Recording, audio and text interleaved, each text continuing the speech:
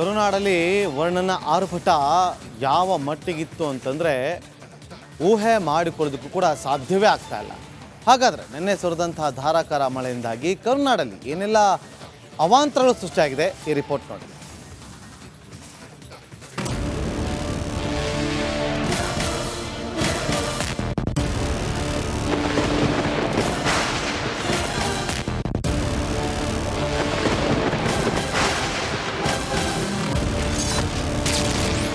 ರಸ್ತೆಗೆ ಮಳೆ ನೀರು ನುಗ್ಗಿ ಅವಾಂತರ.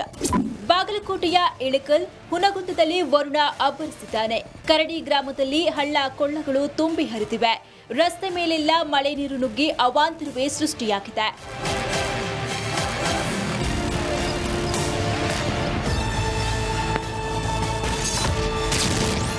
ಬಳ್ಳಾರಿಯಲ್ಲಿ ಕೊಚ್ಚಿ ಹೋದ ಸೇತುವೆ. ಬಳ್ಳಾರಿಯಲ್ಲೂ ಮಳೆರಾಯ ಅಬ್ಬರಿಸಿದ್ದಾನೆ. ವರುಣನ ಆರ್ಭಟಕ್ಕೆ ಹಳ್ಳ ಕೊಳ್ಳಗಳು ತುಂಬಿ ಹರಿಯುತ್ತಿವೆ. ನೀರಿನ ರಭಸಕ್ಕೆ ತಿಮ್ಮಲಾಪುರ ಗ್ರಾಮದಲ್ಲಿ ಸೇತುವೆಯೊಂದು ಕೊಚ್ಚಿ ಹೋಗಿದೆ.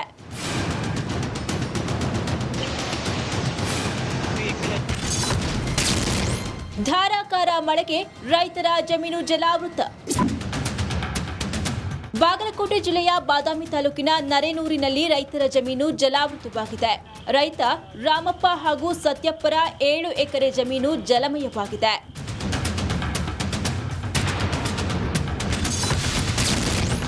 ಗುಡಿಸಲಿಗೆ ನುಗ್ಗಿದ ಮಳೆ ನೀರು.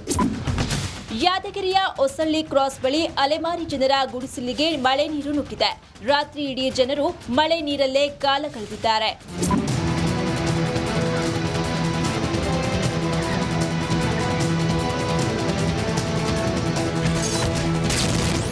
ಜೋರು ಮಳೆಗೆ ಕೆರೆಯಂತಾದ ನಡಿ ಈಗ ಶುರು ಮಾಡೋಣ. ಕೇಸರಿಯಿಂದ ಮನೋಲ್ಲಾಸ ಮನಸ್ಸು ಮತ್ತೇರಿ ಕುಣಿದಾಡಿದೆ ನೋಡು, ಮನಸ್ಸು ಮತ್ತೇರಿ ಕುಣಿದಾಡಿದೆ ನೋಡು. ಕ್ಷಣ ಕ್ಷಣವೂ ಆಚರಿಸಿ ಕೇಸರಿ ಹಬ್ಬ. ವಿಮಲ್ ಬಾಯಲ್ಲಿ ಹೇಳಿ ಕೇಸರಿ. ಸರ್ಕಾರಿ ಶಾಲೆ. ಇನ್ನು ವಿಜಯನಗರದಲ್ಲೂ ವರುಣನ ಆರ್ಭಟ ಜೋರಾಗಿದೆ. ಹಗರಿಬೊಮ್ಮನಹಳ್ಳಿ ತಾಲೂಕಿನ ಕಿತ್ನೂರು ಸರ್ಕಾರಿ ಶಾಲೆ ಕೆರೆಯಂತಾಗಿ ಬಿಟ್ಟಿದೆ.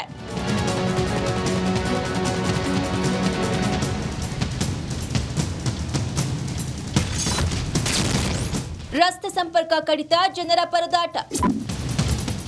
ವಿಜಯಪುರದಲ್ಲೂ ವರುಣನ ನರ್ತನವಾಗಿದೆ. ರಾತ್ರಿ ಇಡೀ ಸುರಿದ ಭಾರೀ ಮಳೆಗೆ ಮುದ್ದೆಬಿಹಾಳ ಪಟ್ಟಣಕ್ಕೆ ತೆರಳುವ ಏಕೈಕ ರಸ್ತೆಯ ಸಂಪರ್ಕ ಕಡಿತಗೊಂಡಿದೆ.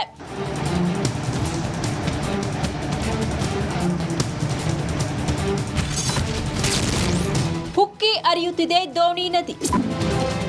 ವಿಜಯಪುರ ಜಿಲ್ಲೆಯಲ್ಲಿ ನಿರಂತರ ಮಳೆಗೆ ದೋಣಿ ನದಿ ಉಕ್ಕಿ ಹರಿದಿದೆ. ಸೇತುವೆ ಮೇಲೆ ನದಿ ನೀರು ಹರಿದಿದೆ.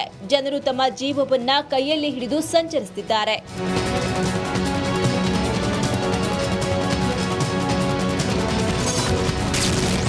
ಕಾಲುವೆ ದಾಟಲು ವೃದ್ಧೆಯ ಪರದಾಟ. ವಿಜಯನಗರದಲ್ಲಿ ವರುಣನ ಆರ್ಭಟಕ್ಕೆ ಜನಜೀವನ ಅಸ್ತವ್ಯಸ್ತವಾಗಿದೆ. ಹೂವಿನ ಅಡಗಲಿಯ ಹಿರೇಕೊಳಚಿ ಗ್ರಾಮದಲ್ಲಿ ವೃದ್ಧೆ ಮನೆ ಮುಂದೆ ಹಳ್ಳದ ನೀರು ಹರಿದಿದೆ.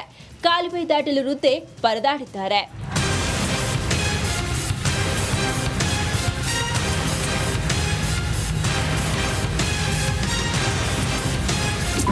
ನೋಡಿದ್ರಲ್ವಾ ಮುಂಗಾರಿನ ಆರಂಭದಲ್ಲೇ ವರುಣನ ಅವಾಂತರಗಳನ್ನ. ಈಗಾದ್ರೆ ಮುಂದೆ ವರುಣನ ಅಬ್ಬರ ಹೇಗಿರುತ್ತೋ ಕಾದ್ ನೋಡಬೇಕು. ದೇಶದ ಅತಿ ದೊಡ್ಡ ನೆಟ್ವರ್ಕ್ನಿಂದ ಮೆಗಾ ಕವರೇಜ್. ದೇಶದ ಮತದಾರನ ಆದೇಶ ಎನ್ಡಿಎಗ ಇಂಡಿ ಒಕ್ಕೂಟಕ್ಕ. ಲೋಕ ಅಖಾಡದಲ್ಲಿ ಗೆಲ್ಲೋದ್ಯಾರು ಸೋಲೋದ್ಯಾರು.